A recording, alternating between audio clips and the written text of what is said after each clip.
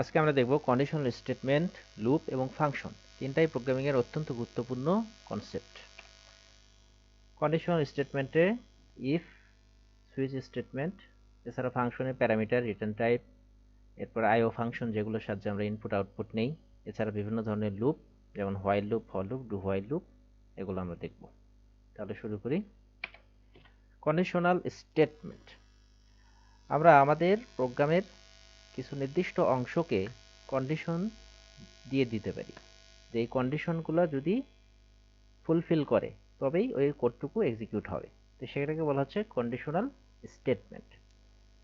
আচ্ছা, তো এখানে আমরা যদি দেখি একটা ডায়াগ্রাম আছে এখানে। তো এখানে আমাদের কোডগুলোকে বিভিন্ন ব্রাঞ্চে আমরা ভাগ করতেছি। তো আগে ফ্লোটা দেখি, কোডে আমরা গেলেই জিনিসটা কিভাবে করা হয় সেটা আমরা বুঝতে পারবো। তো প্রথমে দেখি আমরা যে এখানে তিনটা ব্রাঞ্চ আছে, আর 4 নাম্বার ব্রাঞ্চটা হচ্ছে আমাদের ডিফল্ট ব্রাঞ্চ। এখানে কোনো কন্ডিশন নেই, প্রত্যেকটা ব্রাঞ্চে একটা করে কন্ডিশন দেওয়া আছে। তো প্রথমে সে দেখবে কন্ডিশন 1 যদি ট্রু হয় তাহলে ব্রাঞ্চ 1 এর যে কোডগুলো আছে সেগুলো এক্সিকিউট করবে, করে সে কন্ডিশনাল স্টেটমেন্ট থেকে চলে যাবে। কন্ডিশন 1 যদি ফলস হয় তাহলে সে কন্ডিশন 2 তে যাবে। এইভাবে যে পথ দিয়ে যদি যাওয়ার সুযোগ পায় সেই পথ দিয়ে সে এক্সিট করবে। আর যদি ফলস হয়, ফলস মানে এই কন্ডিশনটা আমরা বলতে পারি যে এই ব্রাঞ্চে ঢোকার গেট আর কি। তো গেটটা যদি বন্ধ হয় তাহলে সে পথ দিয়ে না যেয়ে সে পরের পথে যাওয়ার চেষ্টা করবে। তো এইভাবে সে যদি কন্ডিশন ফলস হয় পরেরটা ট্রাই করবে, কন্ডিশন ফলস হলে পরেরটা ট্রাই করবে। এভাবে আমরা অসংখ্য কন্ডিশনাল ব্রাঞ্চ অ্যাড করতে পারি আর কি। তো প্রথম কন্ডিশনাল ব্রাঞ্চটা আমাদের অবশ্যই দরকার, কারণ তাছাড়া তো কন্ডিশনাল স্টেটমেন্টই হবে না। তো একটা ব্রাঞ্চ অবশ্যই থাকতে হবে একটা কন্ডিশনের মাধ্যমে আর কি। এরপরের গুলো অপশনাল, আমরা ইচ্ছামতো অনেকগুলো ব্রাঞ্চ নিতে পারি। আর ডিফল্ট ব্রাঞ্চ এটা থাকতেও পারে, নাও থাকতে পারে। যখন সবগুলো কন্ডিশন ফলস হয়ে যাবে তখন সে ডিফল্ট ব্রাঞ্চ দিয়ে যাওয়ার চেষ্টা করবে। আর ডিফল্ট ব্রাঞ্চ যদি না থাকে তাহলে এই শেষ পথ দিয়ে সে স্কিপ করবে আর কি। আচ্ছা, তো এই জিনিসটা আমরা দেখি যে প্রোগ্রামে কিভাবে ইমপ্লিমেন্ট করা হয়। তো আমাদের সি প্রোগ্রামে আমরা এই জিনিসটাকে ইফ স্টেটমেন্টের মাধ্যমে ইমপ্লিমেন্ট করে থাকি আর কি।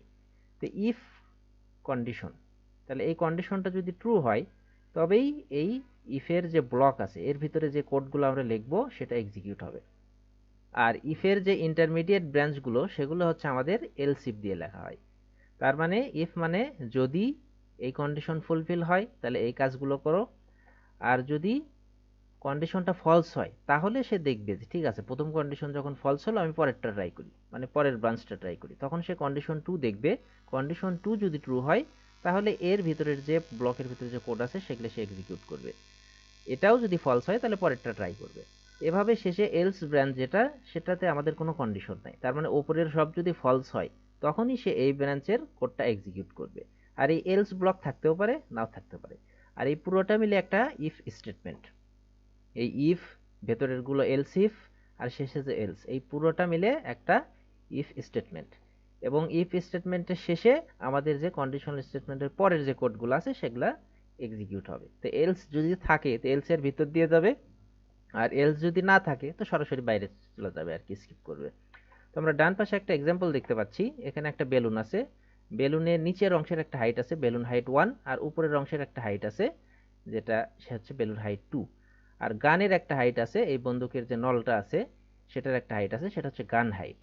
তাহলে আমরা এখানে প্রথম কন্ডিশন দেখতেছি যে এই গানটা বেলুনের ভিতরে কিনা, মানে এখানে বেলুন হাইট 1 থেকে বেলুন হাইট 2 এই রেঞ্জের ভিতরে কিনা। তাহলে এটার জন্য আমাদের কন্ডিশনটা কি, আমাদের যে গান হাইট সেটা বেলুন হাইট 1 এর সমান বা তার থেকে বড় হতে হবে। ঠিক আছে, শুধু এই বেলুন হাইট 1 এর থেকে বড় হলেই চলবে না, এই বেলুন হাইট 2 যেটা আছে সেটার থেকে আবার ছোট হওয়া লাগবে। তাহলেই এই বেলুনকে গানটা হিট করতে পারবে আর কি। তাহলে যদি বেলুন গানকে হিট করে সেটার কন্ডিশন হচ্ছে এই অংশটুকু, তাহলে আমরা কি করব, আমাদের পয়েন্ট 10 বেড়ে যাবে। তারপরে একটা বুলেট খরচ হলো, তার জন্য বুলেট কাউন্ট 1 কমে যাবে। তারপরে বেলুনটা আমরা ডিসমিস করে দিব, মানে এই বেলুন ফেটে যাবে। আর আমরা নতুন একটা বেলুন অ্যাড করব, যেহেতু ওই বেলুনটা চলে গেছে এই কারণে আর কি। আচ্ছা, এখন এটা একটা ব্রাঞ্চ যদি বেলুনে হিট করে, আর এলসিফে হচ্ছে বেলুনে হিট যদি না করে, তার মানে এটা যদি কেবলমাত্র ফলস হয় তখনই কিন্তু সে পরের কন্ডিশন দেখবে। প্রথম কন্ডিশনটা যদি ট্রু হয় তাহলে কিন্তু সে পরেরটাতে আর ঢুকবেই না। এই ব্রাঞ্চ এক্সিকিউট করে সে লুপ থেকে, মানে ইফ স্টেটমেন্ট বের হয়ে চলে আসবে, মানে এই পুরো এলস ইফ এলস সব কিছু সে স্কিপ করবে। প্রথমটা যদি ট্রু হয় পরেরটা সে দেখবেই না যে ট্রু না ফলস, আর যদি প্রথমটা ফলস হয় তাহলে সে পরেরটাতে যাবে। ঠিক আছে, আবার এটা যদি ফলস হয় তাহলে সে পরেরটাতে যাবে, এরকম আর কি। তাহলে এখানে আমরা দেখি যে গানটা যদি বেলুনকে হিট করতে না পারে তাহলে হইতে পারে কি যে গানটা বেলুনের নিচে আছে অথবা বেলুনের উপরে আছে।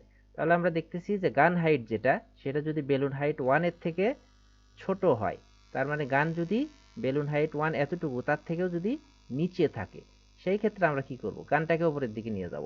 এর জন্য গানের যে মুভমেন্ট একটা স্পিড আছে, সেই স্পিড পরিমাণ আমরা কি করব, বেলুন হাইটটাকে বাড়াই দিব।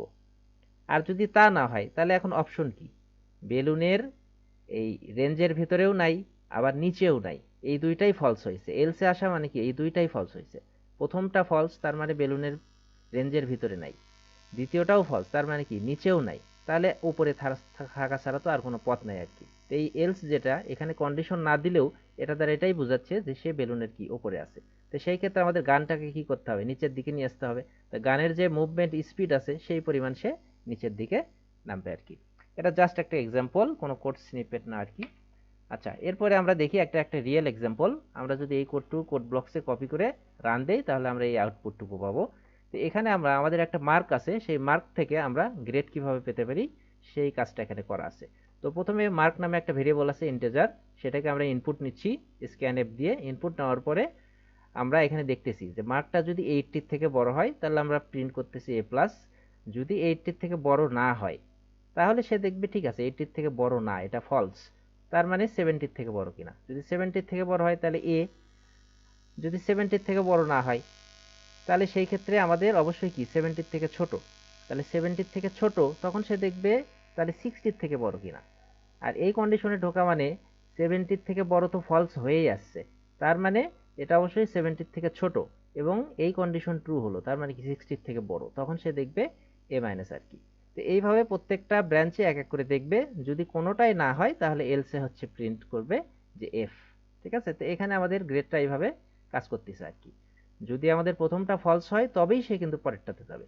যদি মার্কটা 80 থেকে বড় হয় তাহলে কিন্তু সে পরের কন্ডিশন চেকও করবে না, ডাইরেক্ট এই রিটার্নে চলে আসবে আর কি। ঠিক আছে, তো এই হচ্ছে আমাদের ইফের ভেতরে কন্ডিশন, মাঝখানের ব্রাঞ্চগুলো পরের গুলাতে, প্রথমটা ইফ পরের গুলাতে এলস ইফ, আর শেষেরটা এলস। ঠিক আছে, যদি ডিফল্ট আমাদের কোনো কিছু থাকে যে সবগুলো কন্ডিশন ফলস হলে তাহলে আমরা একটা ডিফল্ট কাজ করব, সেটা হচ্ছে এলস। এখন প্রশ্ন হচ্ছে এলস এর যে কাজটা সেটা তো আমরা ইফ স্টেটমেন্টের শেষেও দিতে পারি রিটার্নের আগে, কিন্তু আমরা যদি এই এলস স্টেটমেন্টের কাজটা আমরা শেষে দেই তাহলে মানে মাঝখানে কোনো একটা ব্রাঞ্চে ঢুকলেও কিন্তু সেটা এক্সিকিউট হবে।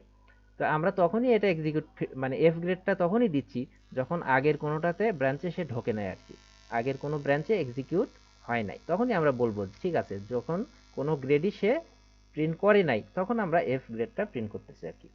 আচ্ছা, এখন আমরা দেখি সুইচ স্টেটমেন্ট। সুইচটা কি, সুইচ আসলে ইকুয়ালিটি চেক করে, একটা নির্দিষ্ট ভ্যালুকে সে বিভিন্ন ভ্যালুর এগেনস্টে, একটা নির্দিষ্ট ভ্যালুকে সে অন্যান্য ভ্যালুর এগেনস্টে চেক করে করে দেখে যে ঠিক আছে এটার ভ্যালু এটা কিনা, অথবা এটা কিনা, অথবা এটা কিনা, বিভিন্ন অপশনের সাথে সে মিলাই মিলাই দেখে।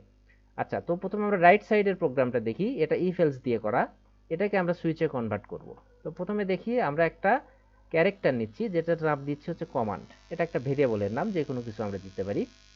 তো সেই ক্যারেক্টারটা আমরা ইনপুট নিচ্ছি, ইনপুট নেওয়ার পরে আমরা দেখতেছি যে ক্যারেক্টারটা যদি এফ হয় তাহলে আমরা প্রিন্ট করতেছি ফায়ার, যদি এস হয় তাহলে আমরা বলতেছি সেভ, আর যদি ই হয় তাহলে হচ্ছে ইন্ট। এগুলো জাস্ট বিভিন্ন এই ক্যারেক্টারটার বিভিন্ন ভ্যালুর উপর ভিত্তি করে আমরা বিভিন্ন মেসেজ প্রিন্ট করতেছি। ঠিক আছে, আচ্ছা, আর এলসে আমরা বলতেছি যে এই তিনটা ক্যারেক্টারের একটাও যদি ইনপুট আমরা না দেই তাহলে সে বলবে হচ্ছে ডোন্ট আন্ডারস্ট্যান্ড ইওর কমান্ড।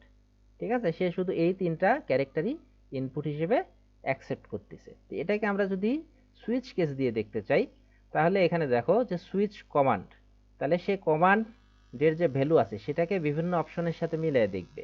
এখন অপশনগুলো কি, কেস এফ, তার মানে কমান্ডটা যদি এফ এর সমান হয় তো ঠিক এই কন্ডিশনটা আর ওইটা কি সেম কাজ করতেছে। তাহলে কেস এফ তার মানে কমান্ডটা যদি এফ এর সমান হয় তখন সে প্রিন্ট ফায়ার করবে, আর কেস এস তার মানে কমান্ডটা যদি এস এর সমান হয় অথবা কমান্ডটা যদি ই হয় তাহলে এই কাজটা করবে। তো প্রত্যেকটা কেসে আমাদের একটা করে ব্রেক অ্যাড করতে হয় সুইচ কেসের ক্ষেত্রে, আর ডিফল্ট যেটা সেটা হচ্ছে কোনোটার সাথে যদি না মেলে তাহলে ডিফল্টটা এক্সিকিউট হবে। তো এটা হচ্ছে এলস ব্লকের মতো আর কি। তো দুটা দেখলে বোঝা যাচ্ছে যে প্রায় সিমিলার। তো এখানে সুইচের কাজ আমরা ইফ এলস দিয়েও করতে পারি।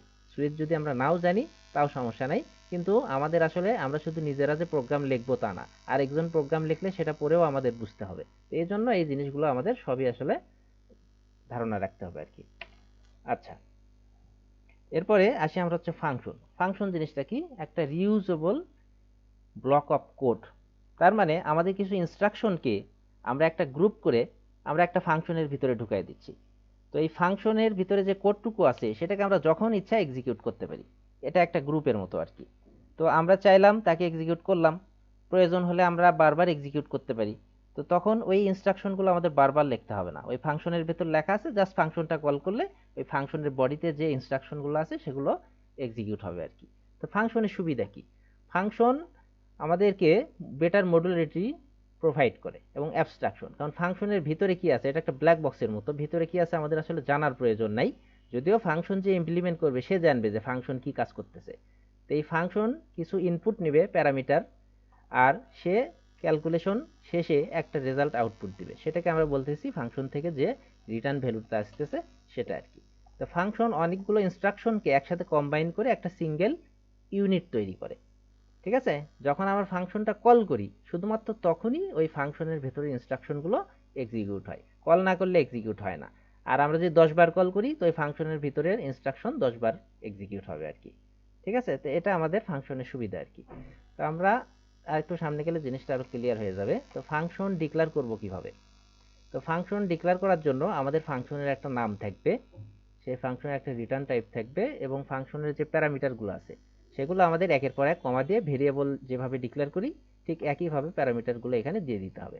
আর ফাংশনের ভিতরে যে কাজ আছে সেই কাজগুলো এই ফাংশনের বডি ভিতরে আমাদের করতে হবে আর কি। তো এখানে একটা এক্সাম্পল দেওয়া আছে গেট সাম, যেটা দুইটা ইন্টিজার ভ্যালু নিচ্ছে, একটা এ একটা বি, সেই দুইটাকে যোগ করে সে আরেকটা ভেরিয়েবলে রাখতেছে, সেটাকে সে রিটার্ন করে দিচ্ছে। তাহলে সে কি করে? দুইটা ভ্যালু নেয়, সেটা যোগফল রিটার্ন করে। এখানে কাজটা হয়তো সিম্পল, কিন্তু এখানে আরো অনেক কমপ্লেক্স কাজ থাকতে পারতো। ঠিক আছে, তো এটা সিম্পল যে সে দুইটা ভ্যালু যোগ করে আমাদের কি কি করতেছে, রিটার্ন করতেছে। আচ্ছা, এখন দেখো ফাংশনটা কল করব কিভাবে। ফাংশন যখন কল করব ফাংশনের নাম দিতে হবে, তারপরে ফাংশনের যে দুইটা প্যারামিটার আছে, এখানে একটা ইন্টিজার টাইপ ভ্যালু সে মানে চাচ্ছে, এখানেও তাকে একটা ইন্টিজার ভ্যালু দিতে হবে। তাই আমি দুইটা ভ্যালু এখানে পাস করতেছি, তাহলে এই দুই ভ্যালু এখানে এ এর ভেতরে জমা হবে, আর 5 ভ্যালুটা বি এর ভেতরে জমা হবে। তারপরে এই দুইটা ভেরিয়েবল যোগ করলে তাদের যে ভ্যালু আছে সেই দুইটা যোগ হয়ে সামের মান এখানে 5 আর দিয়ে 7 আসবে। তো এটাকে আমি রিটার্ন করতেছি, তার মানে এই ভ্যালুটা আসতেছে আমাদের কত, এই ফাংশনটা আমাকে 7 রিটার্ন করবে আর কি। ঠিক আছে, তো এই রিটার্ন ভ্যালু আমরা এখানে ইউজ করতেছি না, এটাকে আমরা ইউজ করতে পারি। আচ্ছা, তো ফাংশনের গুরুত্বপূর্ণ পার্টগুলো হচ্ছে প্যারামিটার। কি কি প্যারামিটার? হচ্ছে আমরা ফাংশনকে বাইরে থেকে যদি ইনপুট দিতে চাই তখন আমাদের সেটা প্যারামিটারের মাধ্যমেই দিতে হবে। তো প্যারামিটার কি? প্যারামিটার হচ্ছে এই ফাংশনের ভিতরের ভেরিয়েবলগুলো। এই ফাংশনে আমরা এই যে প্যারামিটারগুলো ডিক্লেয়ার করে দিচ্ছি, এই ভেরিয়েবলগুলো ফাংশনের ভিতরেই তৈরি হবে, এগুলোর বাইরের কোনো অস্তিত্ব নাই। তার মানে এই ভেরিয়েবল তুমি বাইরে ইউজ করতে পারবে না। ঠিক আছে, যখন তুমি ফাংশন কল করবা তখন এই ভেরিয়েবল তৈরি হবে, আবার যখন ফাংশন থেকে রিটার্ন করবা তখন ওই ভেরিয়েবল মারা যাবে আর কি, তার কোনো অস্তিত্ব আর থাকবে না। তো এই জন্য এই ভেরিয়েবলগুলো ফাংশনের ভিতরে লোকাল ভেরিয়েবল, তাদের বাইরে কোনোই অস্তিত্ব নাই। ঠিক আছে, এখন প্যারামিটার যে কয়টা থাকবে কল করার সময় তোমার সেই কয়টাই ভ্যালু দিতে হবে। ঠিক আছে, যেমন এখানে গেট সাম আমরা কল করতেছি দুইটা ভ্যালু দিয়ে, তাহলে এই 5 যে জমা হবে এ তে, আর এই 10 যে জমা হবে বি তে। যখন তুমি কল করবে তখন এই কাজটা হবে। তারপরে ফাংশনের ভিতরের যে কোড আছে সেটা এক্সিকিউট হবে, তারপরে রিটার্ন করে যখন চলে আসবে তখন এই ভ্যালুটা তুমি তুমি এখানে রিটার্ন টাইপ যেটা সেই টাইপেরই ভ্যালু রিটার্ন করতে পারবা। তো দেখো গেট সাম থেকে তুমি যে ভ্যালুটা পাচ্ছ সেটা কি? একটা ইন্টিজার। সেই ভ্যালুটাকে তুমি একটা ইন্টিজার ভেরিয়েবলে জমা রাখতে পারবা। তাহলে এই ফাংশনের একটা ভ্যালু আছে। এখন হতে পারে যে ফাংশনের আবার ভ্যালু কি? হ্যাঁ, ফাংশন যে ভ্যালুটা রিটার্ন করে সেটাই ফাংশনের ভ্যালু।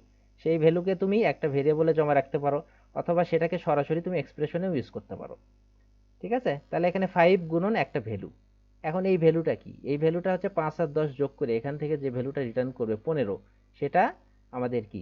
আগে ফাংশনটা এক্সিকিউট হবে, সেটার সাথে তারপরে আমাদের কি এক্সপ্রেশনটা ভ্যালুটা বের হবে। ঠিক আছে, আচ্ছা, এখন আসি আর্গুমেন্ট কি। আর্গুমেন্ট হচ্ছে ফাংশনে আমরা যে ভ্যালুগুলো পাস করতেছি, যেমন যে এখানে a এর জায়গায় আমি 5 দিচ্ছি, b এর জায়গায় 10 দিচ্ছি, তো এই ভ্যালুগুলোকে বলা হচ্ছে আর্গুমেন্ট। প্যারামিটার হচ্ছে ভেরিয়েবলগুলা, আর ভ্যালু মানে আর্গুমেন্ট হচ্ছে ওই প্যারামিটারে আমরা কি কি ভ্যালু দিচ্ছি সেই জিনিসগুলা, ঠিক আছে। আর রিটার্ন ভ্যালু হচ্ছে ফাংশন থেকে আমাকে ক্যালকুলেশন শেষে যে ভ্যালুটা ফাংশনটা আমাকে ব্যাক করবে, ঠিক আছে, রেজাল্ট হিসেবে ব্যাক করবে যেটা, সেটাই হচ্ছে আমাদের রিটার্ন ভ্যালু। তো প্রথমে ফাংশনটা এক্সিকিউট হবে, তারপরে সেই ভ্যালুটা আসবে রিটার্ন ভ্যালু, সেই রিটার্ন ভ্যালুকে থেকে আমরা কি এক্সপ্রেশনের ভ্যালুটা ক্যালকুলেট করতে পারবো আর কি। আচ্ছা, ভয়েড ফাংশন কি? ভয়েড ফাংশন হচ্ছে যে ফাংশন কোনো কিছু রিটার্ন করতে পারে না, তার মানে তার রিটার্ন টাইপ হিসেবে আমরা ইউজ করতেছি ভয়েড।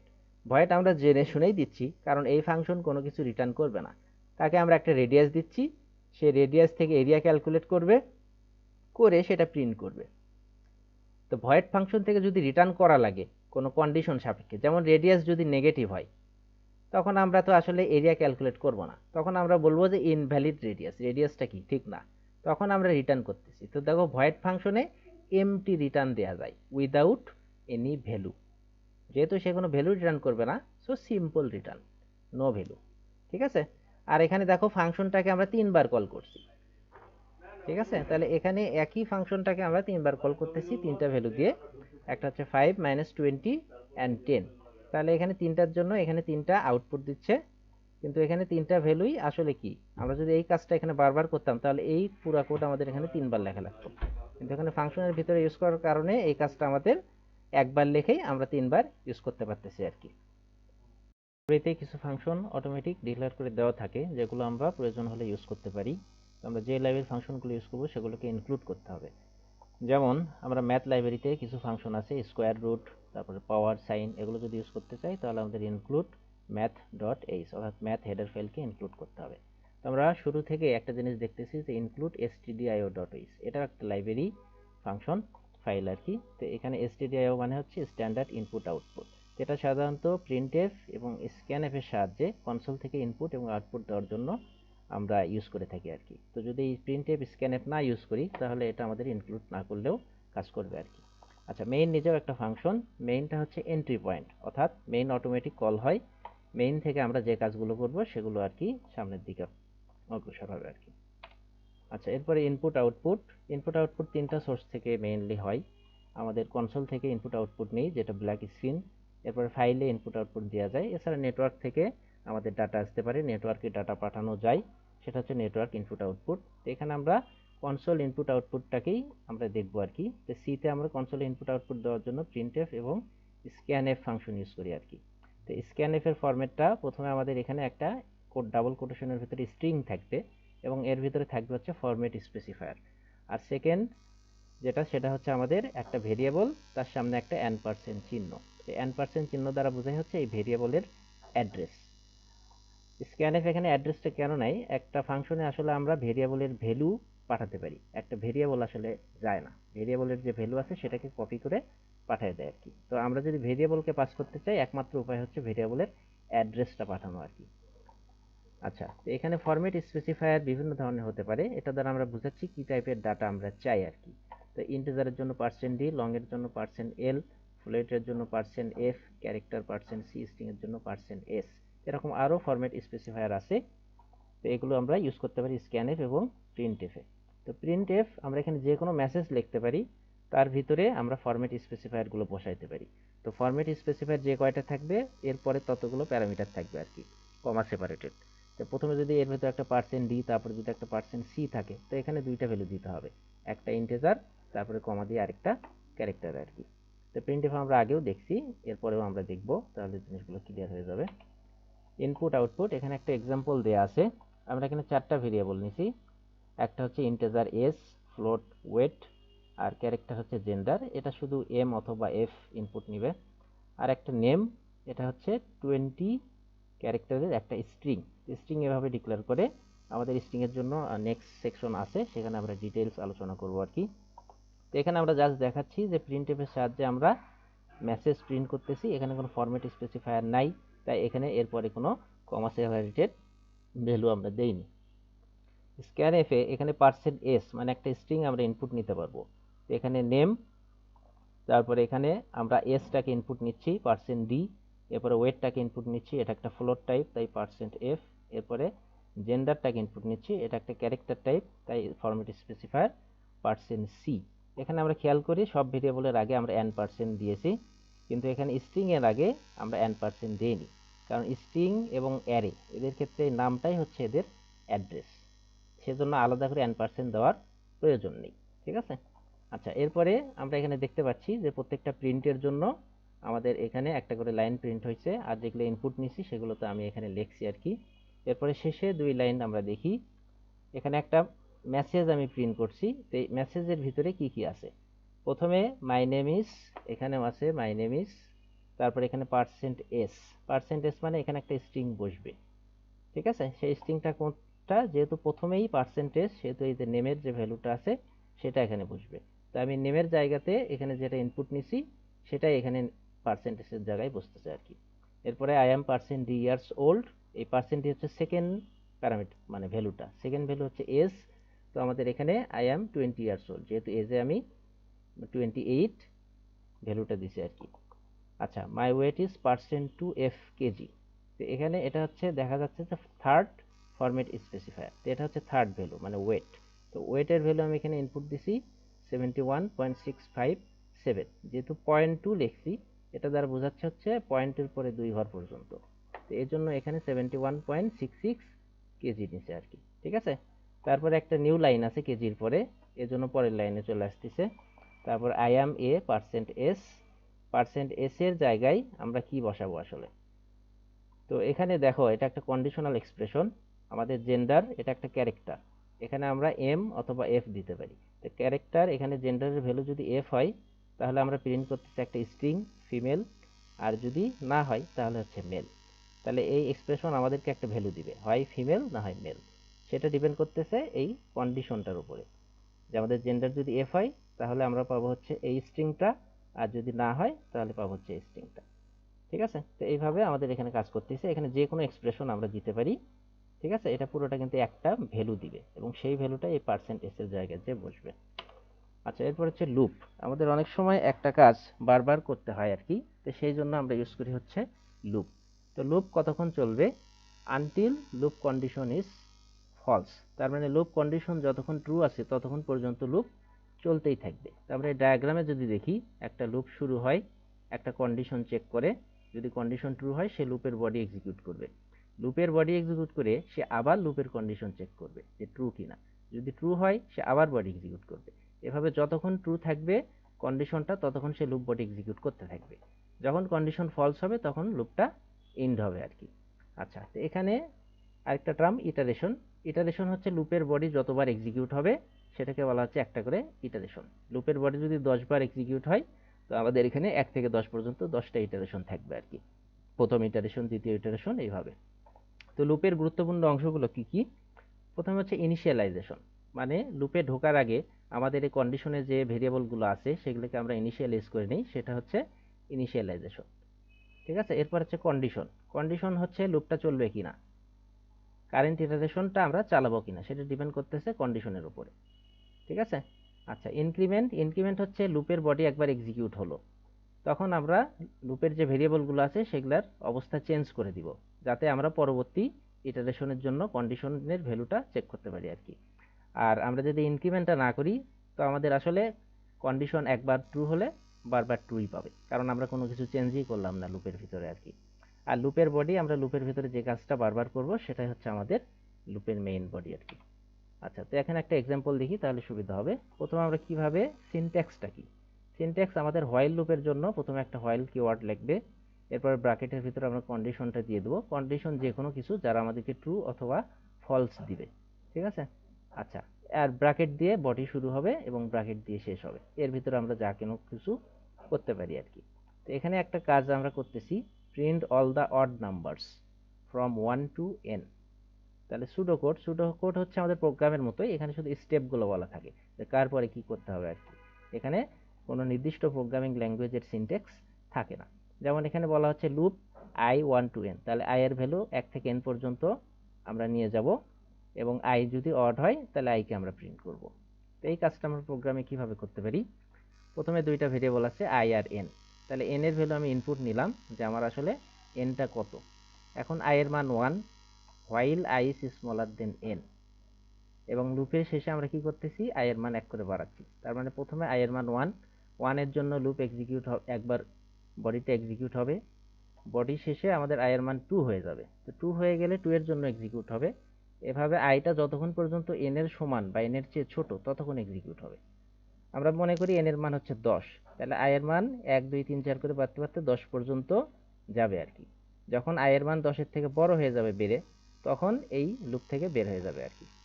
ঠিক আছে, তো আমরা i এর মান 1 থেকে 10 পর্যন্ত নিয়ে যাচ্ছি এবং দেখতেছি যে i পার্সেন্ট 2 ইকুয়াল ইকুয়াল যদি 1 হয়, তার মানে সেটা হচ্ছে অড নাম্বার। i কে 2 দিয়ে ভাগ করলে ভাগশেষ হচ্ছে 1, তখন আমরা সেটাকে প্রিন্ট করতেছি, তাহলে প্রিন্ট করতেছি না। ঠিক আছে, এটা হচ্ছে কন্ডিশনাল প্রিন্ট আর কি। তো আমরা প্রত্যেকটা ভ্যালুতেই যাচ্ছি 1 থেকে n পর্যন্ত, কিন্তু যেগুলো অড সেগুলোকে আমরা প্রিন্ট করতেছি আর কি। আচ্ছা, এরপরে দেখি আমরা ফর লুপ। ফর লুপে আমাদের ইনিশিয়ালাইজেশন এখানে দিয়ে দেওয়া যায়, কন্ডিশন এখানে, আর এখানে হচ্ছে ইনক্রিমেন্টটা। তো তিনটা পার্ট এখানে ব্র্যাকেটের ভিতরে দেওয়া যায় সেমিকোলন দিয়ে। এই সেমিকোলনটা অবশ্যই খেয়াল করতে হবে। আচ্ছা, এগুলো ফাঁকাও থাকতে পারে, এগুলো অপশনাল। তো আমরা দেখি একটা হোয়াইল লুপকে, আমরা যেটা একটু আগে দেখলাম সেটাকে কিভাবে ফর লুপে কনভার্ট করতে পারি। তো প্রথমে আমরা লুপের শুরুতে লিখছি i ইকুয়াল টু 1, এরপরে i এর মান n এর সমান বা n এর থেকে ছোট, এবং লুপের শেষে আমি i কে 1 করে বাড়াই দিচ্ছি। তো এটা ইনিশিয়ালাইজেশন, কন্ডিশন অ্যান্ড ইনক্রিমেন্ট। তো এখানে ফর লুপ আমি হোয়াইলের বদলে শুধু ফর ইউজ করতেছি, ইনিশিয়ালাইজেশনটা আমি ফাঁকা রাখছি, কন্ডিশনটা আমি আগের মতোই রাখছি, ইনক্রিমেন্টটা এখানেও আমি ফাঁকা রাখছি। ঠিক আছে, তো এটাও কাজ করবে। এরপরে আমি চাইলে এই ইনিশিয়ালাইজেশনটাকে প্রথম অংশে দিয়ে দিতে পারি, আর এই ইনক্রিমেন্ট অংশটাকে শেষে দিয়ে দিতে পারি। তো ইনিশিয়ালাইজেশন লুপের শুরুতে একবার হবে, আর কন্ডিশনটা লুপের ঢোকার আগে প্রত্যেকবার চেক হবে, আর ইনক্রিমেন্টটা প্রত্যেকবার লুপের বডির শেষে একবার করে এক্সিকিউট হতে থাকবে আর কি। তো এই জিনিসটা আমরা এখানে 1 থেকে n পর্যন্ত অড নাম্বারগুলো প্রিন্ট করতেছি এবার ফর লুপ দিয়ে। ঠিক আছে, আগে করছিলাম হোয়াইল লুপ দিয়ে, এবার হচ্ছে ফর লুপ দিয়ে।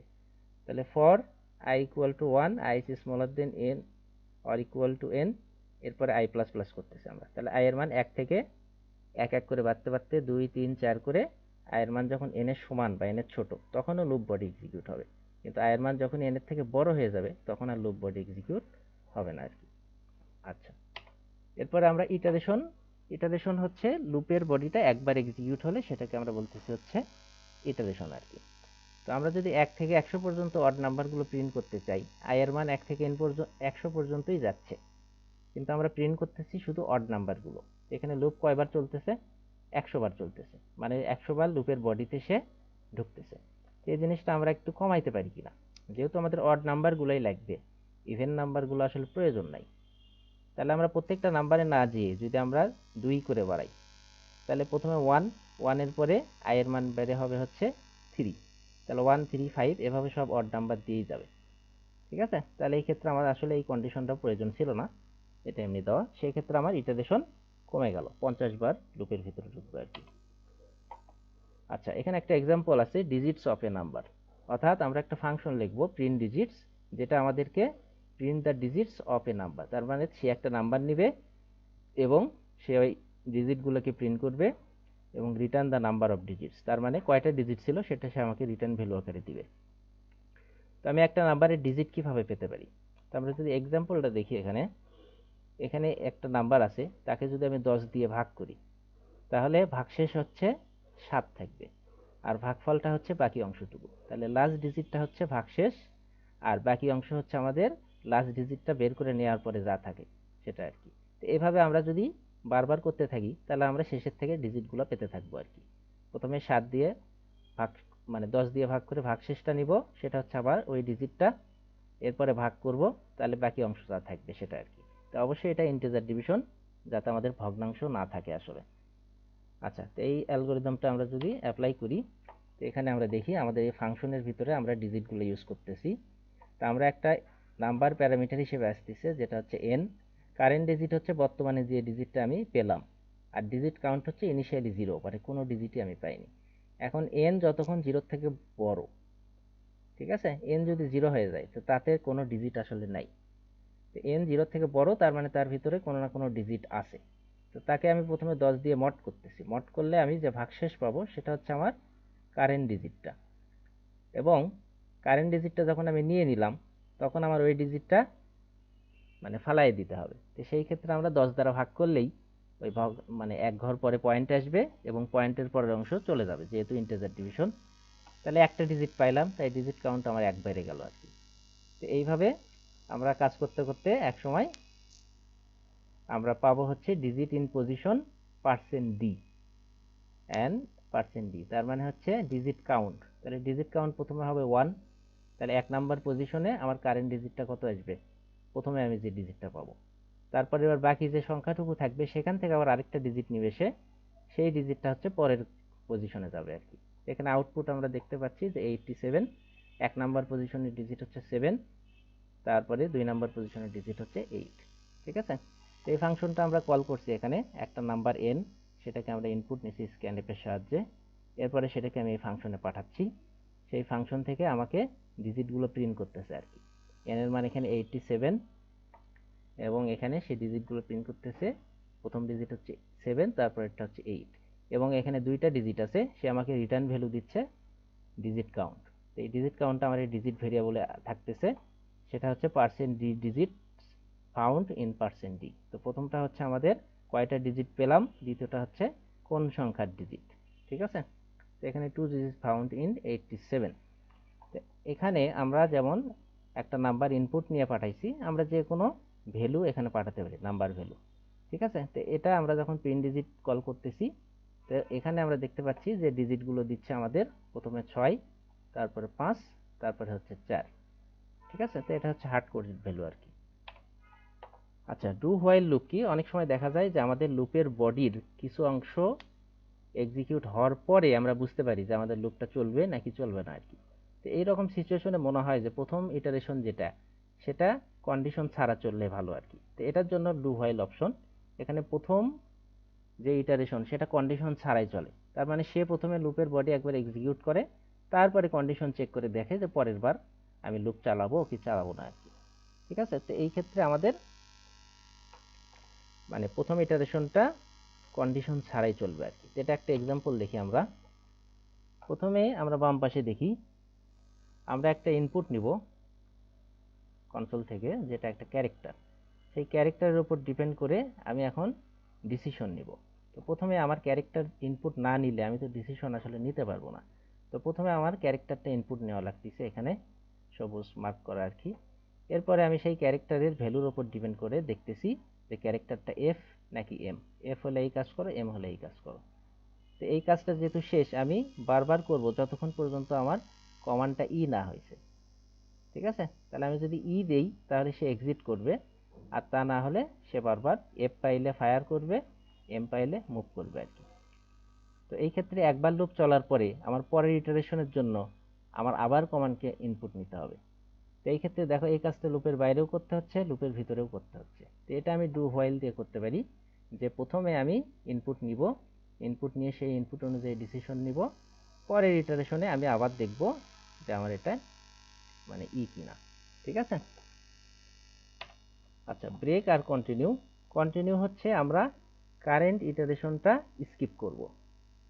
আমি লুপের বডির ভেতর কাজ করতেছি, করতে করতে দেখতেছি যে না, নিচে যাওয়ার দরকার নেই, সেই ক্ষেত্রে আমি কন্টিনিউ করব, তাহলে পরের ইটারেশনে চলে যাবে। আর ব্রেক মানে হচ্ছে আমি পুরো লুপই ব্রেক করব, মানে লুপই আর চলবে না আর কি। ঠিক আছে, তো এখানে দুইটা এক্সাম্পল আছে, print all the odd numbers from 1 to n। তো এখানে আমাদের দেখো আমরা 1 থেকে n পর্যন্ত লুপ চালাচ্ছি, এবং এখানে একটা আমি কন্ডিশন দিছি যে i%2 = যদি 0 হয়, তার মানে এখানে i যদি ইভেন হয় তখন আমরা কন্টিনিউ করতেছি, তার মানে ইভেন হলে এই প্রিন্ট আর হবে না। ঠিক আছে, কন্টিনিউ পাওয়া মানে সে নিচের দিকে আর যাবে না, সে পরের ইটারেশনে চলে যাবে। তাহলে i এর মান যদি ইভেন হয় মানে জোড় সংখ্যা, তাহলে সে নিচে আর যাচ্ছে না, প্রিন্টও হচ্ছে না, পরের ইটারেশনে যাচ্ছে। তাহলে i যদি অড হয় তাহলেই মাত্র এই প্রিন্টটা এক্সিকিউট হবে আর কি। এটা হচ্ছে কন্টিনিউ, কারেন্ট ইটারেশনটা আমরা স্কিপ করতেছি নিচের অংশটুকু।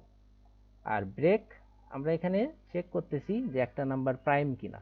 তো প্রাইম নাম্বার সেগুলোই যে নাম্বার 1 এবং ওই সংখ্যা দ্বারা আর কোনো কিছু তার ভাগ যায় না। তাহলে আমরা 1 থেকে 1 দিয়ে তো ভাগ যাবেই, 1 না, আমরা 2 থেকে ওই নাম্বার আগ পর্যন্ত যতগুলো নাম্বার আছে সবগুলো দিয়ে ভাগ করে করে দেখব। ঠিক আছে, যদি ধরো 10 প্রাইম কিনা, তো 10 কে 1 দিয়ে ভাগ যাবে, 10 দিয়েও ভাগ যাবে, তো এই দুইটা বাদে আমাদের 2 থেকে 9 পর্যন্ত অন্য যোগ কোনো কিছু দ্বারা যদি ভাগ যায় তাহলে সেটা প্রাইম হবে না। ঠিক আছে, তো আমরা এর জন্য 2 থেকে শুরু হচ্ছে i এর মান এবং কি n এর থেকে ছোট, এবং যতগুলো পসিবল ভ্যালু আছে i এর সবগুলো ভ্যালু দ্বারা এক এক করে আমরা ভাগ করে দেখতেছি যে i দ্বারা n কে ভাগ যায় কিনা। ভাগ গেলেও ভাগশেষ 0 হবে। তো সেই ক্ষেত্রে আমরা প্রাইম বলতেছি যে ভাগ গেল তার মানে কি প্রাইম না, না মানে 0 ফলস। ঠিক আছে, সেই ক্ষেত্রে আমরা ব্রেক। তো যখন একটা নাম্বার দিয়ে ভাগ গেল, ধরো আমি যখন 10 কে চেক করব তখন প্রথমে 2 দ্বারাই ভাগ যাবে, তাহলে আমার তো আর দেখার দরকার নাই, আমি এখানে রেজাল্ট পেয়ে গেছি, তাহলে আর তো লুপ চালানোর আমার প্রয়োজন নাই। তো সেই ক্ষেত্রে আমি ব্রেক করব। ঠিক আছে, ব্রেক করা মানে লুপ থেকে সে বের হয়ে যাবে, লুপ আর চালাবে না। তো এটা আর কি।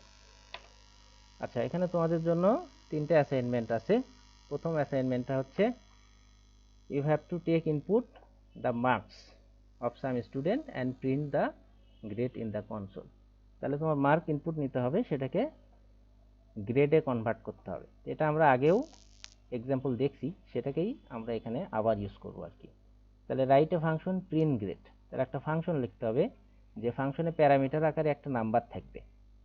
ঠিক আছে, এবং সেই ফাংশন করবে কি, সেই প্যারামিটার চেক করবে, করে গ্রেডটাকে সে প্রিন্ট করবে আর কি। এখন এই ফাংশনটা ইউজ করে আমরা সব স্টুডেন্টের নাম্বার থেকে গ্রেড প্রিন্ট করব আর কি। তো প্রথমে আমি একটা n ইনপুট নিব। এই n হচ্ছে একটা নাম্বার, যেটা হচ্ছে নাম্বার অফ স্টুডেন্টস, অর্থাৎ কয়জন স্টুডেন্ট আছে। এরপরে পরে n বার লুপ চালাবো, আমি লুপ চালায় আমি n সংখ্যক আরো নাম্বার ইনপুট নিব। ঠিক আছে, তাহলে নেক্সট লাইনে আমাদের কি n সংখ্যক স্পেস সেপারেটেড নাম্বার থাকবে। তাহলে প্রথমে ধরো 5, তার মানে 5টা স্টুডেন্ট, তো পরের লাইনে 5টা নাম্বার থাকবে স্পেস দিয়ে দিয়ে। তো সেগুলো আমি ইনপুট নিব, ইনপুট নিয়ে লুপ চালায় 5টা ভ্যালুর জন্য আমি 5 বার এই ফাংশন কল করব, তাহলে 5 বার গ্রেডটা প্রিন্ট হবে আর কি। ঠিক আছে, আর সেই গ্রেডগুলো আমি প্রিন্ট করব নিউ লাইনে, অর্থাৎ এক লাইনে না, পরপর লাইনে। সেকেন্ড অ্যাসাইনমেন্ট, আমাদের একটা ডিজিট ইনপুট নিতে হবে। Take input the digits of a number and can calculate the number. তাহলে তোমাকে অনেকগুলো ডিজিট ইনপুট নিতে হবে এবং সেই ডিজিটগুলো থেকে তোমাকে নাম্বারটা ক্যালকুলেট করতে হবে। অর্থাৎ আমরা যে নাম্বার থেকে ডিজিট বের করছি এটা তার বিপরীত প্রসেস আর কি। নাম্বার থেকে ডিজিট বের করছি, এবার ডিজিটগুলো জোড়া লাগায় নাম্বার বানাইতে হবে। আচ্ছা, তারপরে আমাদের দেখতে হবে যে সেই নাম্বার যেটা আমরা তৈরি করলাম সেটা আসলে প্রাইম কি না। এটা আমরা একটু আগেই করছি। তাহলে প্রথমে calculate the number and print it. তাহলে তোমার প্রথমে নাম্বারটা ক্যালকুলেট করতে হবে, প্রিন্ট করতে হবে, এরপরে দেখতে হবে যে নাম্বারটা প্রাইম কিনা। ঠিক আছে, আচ্ছা, ইজ প্রাইম একটা ফাংশন লিখবা যেখানে একটা নাম্বার যাবে, সেই নাম্বারটা যদি প্রাইম হয় তুমি 1 রিটার্ন করবা, আর না হলে 0 রিটার্ন করবা আর কি। তো এই রিটার্ন ভ্যালু চেক করে আমরা দেখব যেটা যদি প্রাইম হয় তাহলে আমরা প্রিন্ট করব ইয়েস, আর যদি প্রাইম না হয় তাহলে আমরা প্রিন্ট করব নো। তাহলে ইনপুট ফরম্যাট কি, প্রথম লাইনে n একটা নাম্বার যেটা আমাকে ইন্ডিকেট করবে যে কয়টা ডিজিট আছে এই নাম্বারে। আচ্ছা, সেকেন্ড লাইনে হচ্ছে, সেকেন্ড লাইন না, পরবর্তী n লাইনে আমাদের এই ডিজিটগুলো দিতে হবে। ধরো আমার একটা নাম্বারে 3টা ডিজিট আছে, 5 6 2। তো সেই ক্ষেত্রে আমরা প্রথমে হচ্ছে আমাদের 3 ইনপুট হবে, পরের লাইনগুলোতে আমরা 5 6 এবং 2 তিনটা নাম্বার ইনপুট নিব।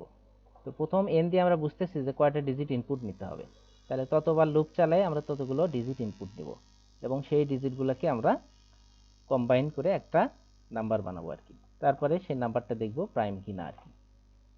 ওকে, থার্ড অ্যাসাইনমেন্ট, এখানে একটা নাম্বার ইনপুট নিতে হবে, সেই নাম্বারটা যদি অড হয় সেটা দিয়ে আমরা একটা পিরামিড শেপ প্রিন্ট করব, আর যদি অড না হয় তাহলে আমরা পিরামিড শেপ প্রিন্ট করব না, এটা আমাদের ইচ্ছা আর কি। এখানে আমরা কন্ডিশন ইউজ করব যে n যদি অড হয় তাহলে পিরামিড প্রিন্ট করব, আর অড যদি না হয় তাহলে করব না। এখানে পিরামিডটা কি রকম, একটা নির্দিষ্ট হাইটের পিরামিড। এখানে দেখতে পাচ্ছি যে এখানে উপরের দিকে 5টা ইয়ে আছে আর কি, আর দুই সাইডে সমান পরিমাণ থাকবে আর কি, এক করে বাড়তে থাকবে। যেমন এখানে 1 নাম্বার, এখানে দুই পাশে 2টা, এখানে আরো 2টা, এইভাবে যোগ হতে থাকবে আর কি। ঠিক আছে, তাহলে 5 নাম্বার হাইটে মানে 5 নাম্বার যে রোটা, এখানে আমাদের কয়টা ক্যারেক্টার থাকবে, 5 দুগুণ 10 মাইনাস 1 9টা, এটাতে 4 দুগুণ 8 মাইনাস 1 মানে হচ্ছে 7টা। তো এইভাবে আর কি প্রত্যেকটা ইয়েতে তোমার কতগুলো স্পেস প্রিন্ট করতে হবে, তারপর কয়টা তুমি স্টার প্রিন্ট করবা, আবার কতগুলো স্পেস। ঠিক আছে, তো এখানে তোমার লুপ চালায় কাজটা করতে হবে, তো এটা তোমরা নিজেরা করবে আর কি। আচ্ছা, ধন্যবাদ। আজকের মতো শেষ।